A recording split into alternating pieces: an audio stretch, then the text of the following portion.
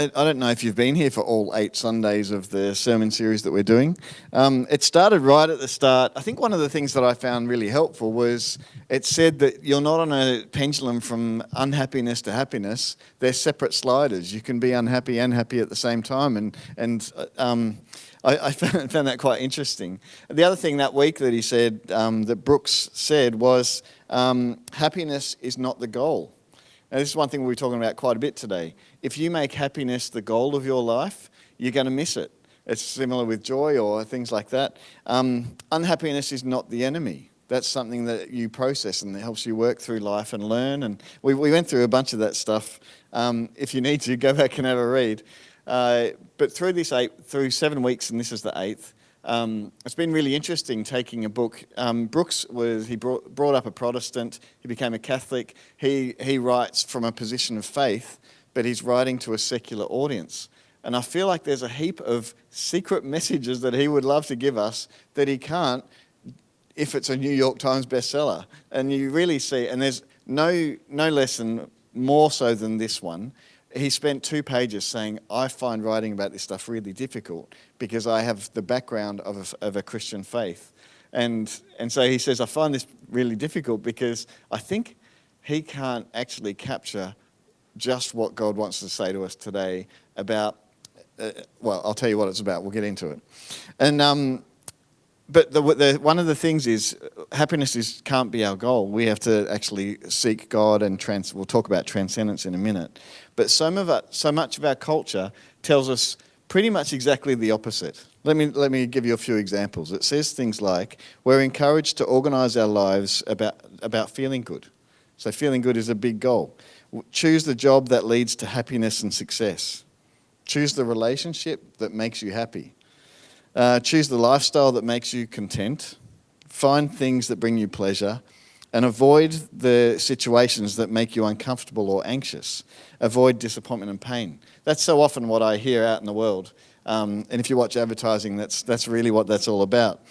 If we can just, what you'll hear is, if we can just arrange everything properly, our work, finances, our relationships, our health, our holidays, our house, then perhaps we can finally arrive at that elusive destination called happiness.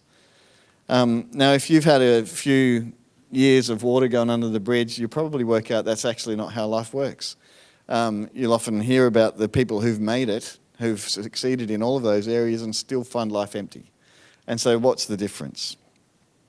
And in the second week, Brooks talked about managing our emotions, and rather than simply being controlled by them. So for example, if you're not managing your emotions, you'll say things like, I feel angry, so I'll respond angry. You won't even think about it, it just happens naturally. Or, I feel anxious, so there must be something wrong. All right? What Brooks is saying is, no, us as humans have this really special privilege of being able to take a step back from our emotions, reflecting on it and actually choosing our responses. So instead of just being anxious and thinking something's wrong, instead you'll say things like, I notice that I'm anxious, but does my anxiety actually tell me what is true in this moment? Because so often our anxiety is about our past and our future, not about here and now. And so he says, choose a better emotion. Sit back, have a reflection, and do that. And in Romans chapter 12, verse 2, he also says that we need to be transformed by the renewing of our minds. We need to think differently. I love the Greek original of that is metanoia, which means get a new head. Like, change your paradigm, change the way you think. And so that we can actually invite God into that stuff. Allow God to change the way you see things. Brooks then moved on to from managing our emotions to building what matters. Now, I don't know if you remember all this. I'm just doing a quick recap. He talks about building your imperfect family. There is no perfect family, and so build your imperfect family, and you will realise that you're not perfect either in it. So, but you build it. He used a funny few phrases like that. He used another one that I remember, which was find useless friends. I don't know if you remember that. But basically friends that can't elevate your position and sort of prestige or power or anything, but just choose friends who can be friends. We'll talk about that more a bit later. Last week we talked about see work as love made visible. And then today we're talking about find your amazing grace. Or actually, I think it's more about allow amazing grace to find you. And we'll talk about that as well. Now, those are all good things. But I think today I want to talk about, as Christians, as people who follow the living God, as children and heirs of his, we take an enormous step from those things. Christianity doesn't simply offer us a better strategy to become happy. Jesus offers us an entirely different way of seeing reality. Sometimes the path he leads us down is not the path that makes us immediately happier. Sometimes it's harder, sometimes it makes less sense, and sometimes it increases our anxiety rather than inducing it. And if you're wondering about that, perhaps just ask the disciples how they went through it all. God operates on a totally different plane. Faith means learning to walk alongside that. With our eyes wide open. Last week, for example, we talked about work, love made visible. I chuckle every time I say that because I said something you'll have to watch the video to see what it was. But anyway, and I've been thinking about that message since. There's something about the way we often talk about vocation as Christians that can easily become just simply good secular advice with a bit of Christian language thrown in. Let me show you a few of those examples. In your career, find something meaningful. It's great. All these are good. Discover your gifts. Great. Do something you love. Yes. Okay. Make a contribution. Mm-hmm. Find purpose in your work. It's all good advice. But from all of that, you don't need God for any of that. So someone who doesn't follow God can actually, a person who doesn't believe in God can pursue meaningful work. They can build friendships. They can love their family, they can manage their emotions, they can practice gratitude, and they can serve their community, and they may become happier as a result. So what difference does God make? I find that challenging. And often we pray, God, show me what I should do. But sometimes what we really mean is, God, which option should I take that makes my life easier or more successful? Now, so what difference does following God actually make? And I think I want to go through a few examples of the difference God makes. When I was 21, I finished uni at Launceston. I studied physics and was one of 3 who graduated that year from physics. It's not the favourite subject around, which I thought made me super employable. It's not the case.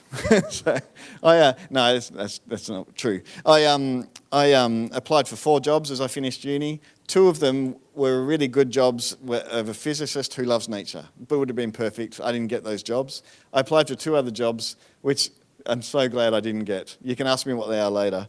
But it wasn't till after that I went back to Smithton, where I'm from. We coordinated on New Year's Eve. We got about 5 different youth groups to come together at Riverbend to dedicate our next year to God and to be together and have a bit of fun. And so we were at Riverbend and just talking about New Year's Eve and resolutions and things. After everyone had gone to bed, I think it was about 1 a.m., I went and just laid on the dizzy wizzy, hurdy-gurdy for us English folk, and just laid on that death trap, some people call them, and just I was looking up at the stars, and for me this was a key moment. I'd followed this natural progression through, primary school, high school, went to college. I'm good at maths and science, stepped into physics, did well at that, computing became part of it. I just kept following these natural progressions. And so you could say that I was just doing these things that I just mentioned. And it wasn't until I got to that period where I thought, I actually think I'm supposed to ask God what he wants me to do. And for me, that was a new revelation. I don't think I'd thought that before, but just kept doing my next natural step. And so I lie on this dizzy wizzy and I said, God, I will do anything for you. I'm a free agent. I've finished my school. I don't have a job. I'm a free agent. I'm ready. I'll do anything you want. And it was really clear for me. And then I said, so what do you want me to do? And I was waiting for him to speak to me. And as he spoke to me, I had this, there's a verse in the Bible that he brought to my mind, which is in red, so it's written by Jesus, so that's even better. And it's written in Mark chapter 10 to a guy called blind Bartimaeus. And the words say, what do you want me to do for you? And so I'm saying, God, I'll do anything, just tell me. He comes back with this dialogue of, what do you want to do for me? And I was actually quite frustrated in that moment because I was ready to travel or do anything. And he just throws it back at me and says, well, what do you want to do? And it was a really quick realization for me that actually God is wanting me to live for his kingdom and to find that pathway and to let God be in control of my life.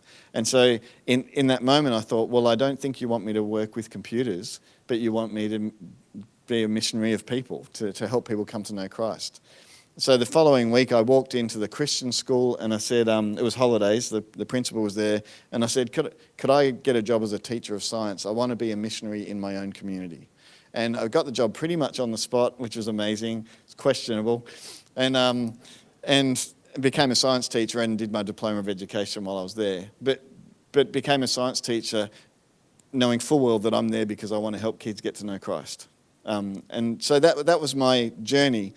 And I think that for me spells out a bit of the difference of I was just following a natural progression and things were going great. But instead, I flipped it and said, God, what do you want me to do? And I was willing to follow him instead. And this is the real difference that I think being a Christian makes, is we no longer see the world just as we experience it. So often we experience the world where we are the center of that universe and it's all about us. And here we actually take a step back. And this is what transcendence means. We actually get to know that there's something greater than us, and we get to have an individual relationship with God in that great view of the universe and eternity. And we actually get to follow his steps. And so we'll keep talking about a few of those. So Jesus taught something pretty extraordinary through Luke chapter 9. He said, whoever wants to be my disciple must deny themselves and take up their cross daily and follow me. For whoever wants to save their life will lose it, but whoever loses their life for me will save it. This is quite a contrasting statement to what we've been reading in Build Your Life. I don't think Brooks would disagree with it. I think he's right behind it. But whoever is willing to lose their life for him will save their life. There's a bunch of paradoxes that we read in the Bible. You find your life by losing it. You become free by surrendering. Each one of these is just a weird paradox that doesn't make sense, really, until you really ruminate on it. You receive by giving. You become great by serving. Jesus showed us all of these things. And you discover joy when joy itself is not the goal. And the Christian life doesn't always make sense according to the normal calculations of our self-focused thinking. Just look at the disciples. Jesus said, follow me. They gave up control. They entered a pretty chaotic world, and they followed him for the rest of their lives and gave themselves to him. And that's what it meant to follow. So for them, I think if you went to the disciples and said, I'd like to help you find a happy life, I think they'd have a few things to teach us about what that means, about finding this eternal calling God has placed you into and finding your part in it. Now, one illustration that shows me this quite well is, who's read C.S. Lewis's Narnia books? Some of us have read the first 3 or 4, never quite made it to the end. Well, the last book is called The Last Battle, and we'll pop a few pictures, you might remember them from your childhood. But there's a wonderful and rather confronting picture in The Last Battle, in this book. Near the end of the story, King Tyrion frees a group of dwarfs, and you would expect them to celebrate as they're being liberated, but instead they're suspicious. They look at one another with sneering grins, not merry ones, and they have been deceived before, and they're determined to not be deceived ever again. And so Griffel, one of the dwarfs, says, I feel I've heard as much about Aslan as I want for the rest of my life. And the other dwarfs chime in. It's all a bloomin' trick, they ask. Where's Aslan? Who is he? Show us to him. See how they're using their senses to try and perceive. And then Trinian responds, do you think I keep Aslan in my wallet? Who am I that I can make Aslan appear at my bidding? He is not a tame lion. And this statement sets off the sneering dwarfs again into this little rage. They don't get to see what's going on because of their understanding of reality. Now later, King Trinian, Lucy and the dwarfs, they pass through the stable door, and on the other side is Aslan's country. It's akin to having your eyes opened and seeing the world at a different spiritual plane, seeing the world from God's perspective. So the way Lewis writes, and he's often doing this in his writing, he's trying to capture great spiritual truth in narrative so that we can understand it better. And so walking through this stable door is like being able to see the world from God's perspective. Everything's new. It's beautiful and light. There's green grass and trees, flowers, and then Aslan provides a great feast. It's an incredible feast, but the dwarfs sit together convinced that they're still inside this dark, dirty stable. So here's what happens. Lucy led the way, and soon they could all see the dwarfs. They had a very odd look. They were strolling about. They weren't strolling about or enjoying themselves, nor were they lying down and having a rest. They're in this beautiful paradise. They were sitting very close together in a little circle facing one another. They never looked round or took any notice of the humans till Lucy and Tyrion were almost near enough to touch them. Then the dwarves all cocked their heads as if they couldn't see anyone, but were listening hard and trying to guess by the sound what was happening. "Look out," said one of them in a surly voice. "Mind where you're going. Don't walk into our faces." "All right," said Eustace indignantly. "We're not blind. We've got eyes in our head." "They must be darn good ones if you can see it in here," says one of the dwarves whose name was Diggle. "In where?" says Edmund. "Why, you bonehead, in here, of course," said Diggle, in his pitch-black, poky, smelly little hole of a stable. "Are you blind?" said Tyrion. "Ain't we all blind in the dark?" said Diggle. "But it isn't dark, you poor stupid dwarves." I think Lewis was a bit rough on the language sometimes, said lovely little Lucy. "But it isn't dark, you poor stupid dwarf," said Lucy. "Can't you see? Look up, look around. Can't you see the sky and the trees and the flowers? Can't you see me?" "How in the name of all humbug can I see what ain't there? And how can I see any more than what you can see in this pitch blackness?" "But I can see you," said Lucy. "I'll prove it. I can see that you've got a pipe in your mouth." Anyone who knows the smell of baccy knows there's a pipe in my mouth. Okay? So the dwarfs are convinced they're still in a stable. All attempts by Tyrion and Lucy prove fruitless. Then Aslan appears and Lucy appeals to him. He sets a feast for them, Aslan does, and they set about eating, but convinced it is simply just stable food, they fight one another for what each thinks is the least worst bits. Very soon, every dwarf began suspecting that other dwarves had found something nicer than they had and started grabbing and snatching and went on to quarrelling till in a few minutes there was a free fight and all the food was smeared on their faces and clothes and trodden underfoot. But when at last they sat down to nurse their black eyes and their bleeding noses, they all said, "Well, at any rate, we haven't let anyone trick us. The dwarfs are for the dwarfs." And later Aslan said, "They will not let us help them. They have chosen cunning instead of belief. Their prison is only in their minds. Yet they are in that prison and so afraid of being taken in that they cannot be taken out. Come, children, I have other work to do." They've become so determined not to be deceived that they have also become incapable of receiving truth. So this is what we're talking about with the different planes of thinking. We can be so busy in our world where we are at the centre of it that we forget to look and see the world from God's perspective and to see his eternal plan, his great love for us. In Matthew 6:22 and 23, the Message says this beautifully. "Your eyes are windows into your body. If you open your eyes wide in wonder and belief, your body fills up with that light. If you live squinty-eyed in greed and distrust, your body is a musty cellar. If you pull the blinds on your windows, what a dark life you will have." And Paul also says in 2 Corinthians 4 verse 18, "So we fix our eyes not on what is seen, but what is unseen, since what is seen is temporary, but what is unseen is eternal."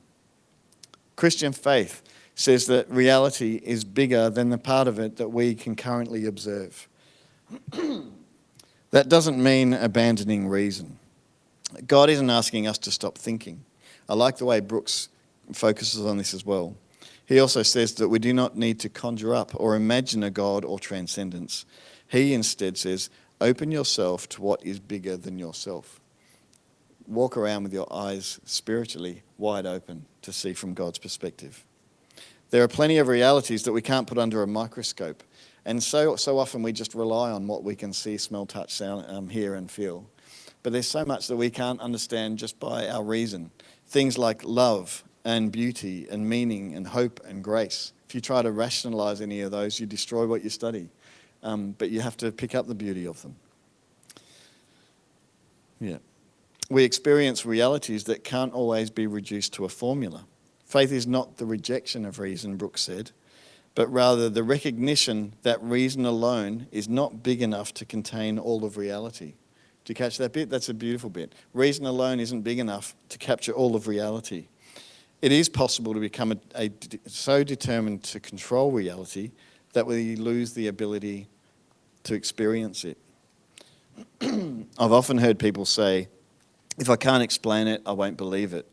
Or if I can't measure it, it can't be real. Or if I can't understand what God is doing, I won't trust him. Or if God doesn't behave the way I expect to behave, then perhaps God isn't there. And slowly their worlds become smaller. We keep trying to say that our brains are big enough to contain all of the meaning of the universe, which to me is ludicrous. We don't see everything. Now, Lewis imagines people who cannot see reality even when it surrounds them. But there's another story that I'd like to share, one about a guy who lived in the 1700s to 1800s, a guy called John Newton. Many of you will know he's the guy who wrote Amazing Grace. He lived in a really dark, brutal world with no hope, and he himself was part of that system. And God's grace found him, and his eyes were opened. John Newton's life, so he started in 1925. He was born, that's when he started. He spent his early years at sea and became deeply involved in the transatlantic slave trade, living a reckless and brutal existence. A violent storm came in 1748, so all this is before Australia, white settlers think much of Australia, and it shook him to his core, and it sparked the beginnings of a spiritual awakening that slowly redirected the course of his life. Over time, Newton renounced his former life, became an Anglican minister, and emerged as a passionate advocate against slavery. His pastoral work, letters and hymns, reflected his profound sense of redemption and humility. And by the time of his death in 1807, which was the same year that Britain abolished the slave trade, Newton had become a powerful voice for mercy, justice, and the possibility of radical change. And you'll hear in the first verse of his song, we'll be singing it later on. Amazing grace, how sweet the sound that saved a wretch like me. I once was lost, but now am found. I was blind, but now I see. John Newton's story isn't simply the story of someone who discovered a technique to become happy and to have well-being. It's a story of someone who understands transformation. And similar to the dwarfs, his eyes were opened. Now, one of the nice things in the Narnia stories, some of the dwarves actually have their eyes opened and they actually find out who Aslan is and they realise they were wrong all along. And here, John Newton, his life is transformed. It actually took quite a while for him to change from slave trader to minister. And he was a pretty broken man through it. But the change that he was able to bring, because he had been such a brutal person and knew how bad the slave trade was, he was then be able to become such a strong advocate. And I love seeing his eyes opened. Now, he didn't just seek a happier life. He actually said that he will do whatever it takes to live for God. And he received money to be a minister, but he received 3 times as much as that to feed the poor around his church and to give for those. And so his life was changed because his eyes had been opened to see what God wanted him to see. The truth he found actually allowed him to see reality. And this led to a new kind of joy unavailable from any other source. His faith allowed him to make sense of the confusing world. Now, in the book, Brooks taps into a bunch of science stuff that I'm not going to get into. I'm not a neuroscientist. I can't even pronounce the words that he writes. But he says, he says that he shows us that spiritual, religious, and other metaphysical experiences are not an imaginary phenomenon. They affect your brain and they give you access to insights that you can't get in other ways. So he was going through all this science saying that actually following religious and belief and transcendence and things actually impacts your brain in a way that we don't understand. A need to control everything can be an impediment to your spiritual journey, which often requires an intuitive attitude to allow yourself in a childlike way to have experiences you don't understand, as opposed to strangling them with facts and knowledge. So don't rule something out just because you can't explain it. And this might be something that's harder for the scientists among us. So got a couple in here. Now, Brooks says, focus not on yourself, but focus on loving others, caring for others, but also on something bigger than yourself. And he says one of the best ways to experience that is to get outside. I totally agree with him. I love being in nature. Everyone's different, so everyone experiences spiritual stuff in different ways. For me, to step outside in nature and take a deep breath and hear the birds, then all of a sudden my worries and my anxieties slow down and I have enough space to actually be able to see the world, to see reality. But one of the things that's changed in our society is that people in the 1800s, 90% of us lived in urban areas, in farming areas, and lived outdoors and worked outdoors. And now only 20% of us do.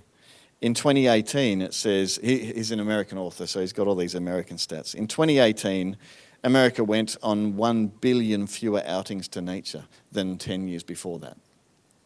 So we're not seeing nature the way we used to. And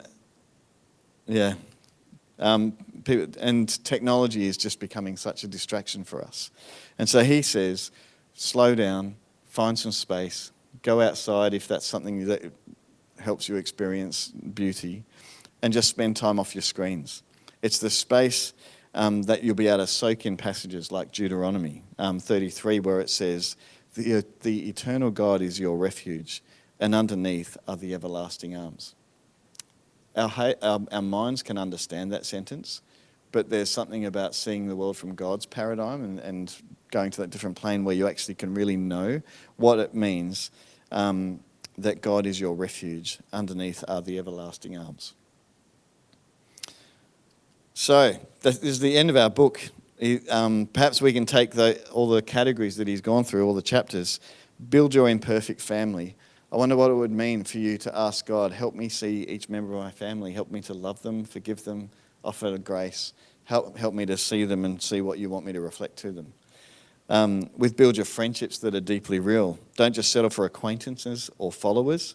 Invest in people with whom you can be honest and who can challenge you. People who can say, I think you're wrong, and still love you. Let your work become love made visible, but do it asking God, how do you want me to spend my life? How do you want me to invest I'm speaking to a bunch of people in their retirement. How do I invest in my retirement in a way that is for your kingdom? And then last bit is to find your amazing grace. Or perhaps more accurately, allow amazing grace to find you. Create enough space in your life. Create enough wonder and beauty and receiving of beauty so that you can actually perceive God's amazing gift to you. Now, one thing is, for a bunch of people, one of the hardest things is the first step. How do I actually hear God, or how do I know God, or how do I transcend myself? And often that first step is the hardest bit and where we get stuck. We wait for a spiritual experience, tangible proof, or until we feel close to God. And we wait for certainty or until faith seems easy. But the hardest part of spiritual practice may simply be just starting. It's a choice. And I'd love to challenge you for this coming week. Prayer is a choice. To pray. To open the Bible, that's a choice. To sit quietly before God is a choice. To leave your phone at home and go out for a walk and talk to God, that's a choice. And so all these spiritual journeys just starting with these simple steps. Take that first step. Say, God, I'm here. I don't understand everything. There are things I doubt and I'm afraid of. God, I like being in control, but I'm willing to put that aside for you and to trust you. And so we'll close with the Proverbs chapter 3, verse 5 and 6. It says, trust in the Lord with all your heart. Lean not on your own understanding. And in all your ways submit to him, and he will make your path straight. God's path is a path on a different plane. It's a strange path where losing becomes finding, where surrender becomes freedom, where giving becomes receiving, and where serving becomes joy, where weakness is strength. Let's live our lives with our eyes wide open. Let me just pray as the band comes up. Thanks. Heavenly Father, so often we get stuck in our own little worlds where we are the epicenter. And Father, help us to be able to create the space and the energy to be able to step aside from that. Father, to seek you first with all our heart, soul, mind and strength, to love you with everything we've got, and then to love our neighbours as ourselves. Help us not just to step forward in our own natural progression of success or power or fame or stability, but Father, help us to be able to put our life aside and say, God, we want to live for you. Thanks for what you've done for us. And so, Father, thank you for so many before us who've given their lives for your kingdom. And Father, as we step forward, help us to do the same. Amen.